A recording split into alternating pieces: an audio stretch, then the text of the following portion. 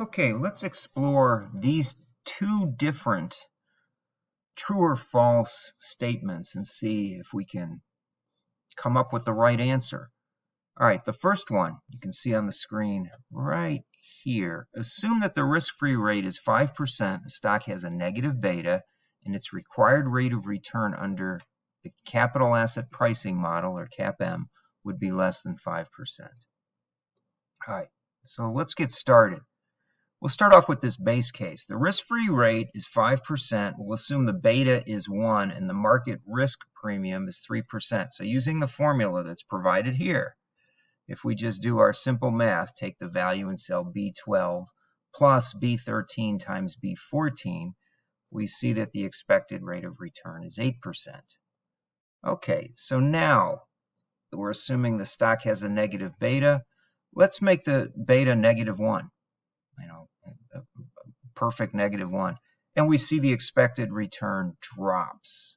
So that looks like a true statement. Well, let's try something a little bit less severe. Let's assume the beta is really 0.01 and the market risk premium is just 0.1. Well, it still drops. Okay, and I think if we go into the really well, I've got the same one here, but I want to show you something. The only way this wouldn't work is if the market risk premium was 0, right? I guess in theory, maybe the beta could be 0. Now, I've never heard of a situation where the market risk premium was 0. I mean, no one would invest in the stock market. So this is really a nonsensical approach. Can we have a beta of 0? Well, if we had a beta 0, again, a nonsensical approach, then the statement would be false. But for all practical purposes, this first statement is true. If you have a negative beta, the required rate of return, or the expected return, will drop. Okay? Now, let's look at the second statement. Assume that the risk-free rate is 5% and the stock has a negative beta. Will its required rate of return be less than 5%? Well, we'll start off with the base case again, right? 5% risk-free rate, a beta of 1, market risk of 3%, the expected rate of return is 8%. All right, let's change that.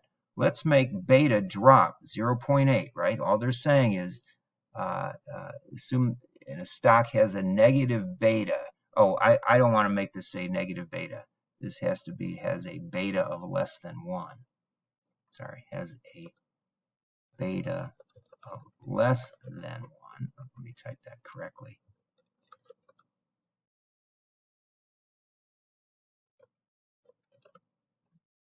Okay, and now we see that that's false, because if it's, long as that number is positive, a beta of less than 1 will still get us a capital asset, using the capital asset pricing model, will still get us an expected return that's greater than the 5% risk-free rate. I mean, it's math, right? 5% plus one number times another number, since it's additive at that point, then so long as both numbers are positive or one of the numbers isn't negative, the expected return is going to be higher than the 5%. So again, if we use an extreme measure of a beta of just slightly 0.01 and a market risk premium of a slight amount, 0.1%, we're still greater than 5%. And the only time that this statement becomes false, obviously, is the nonsensical situation.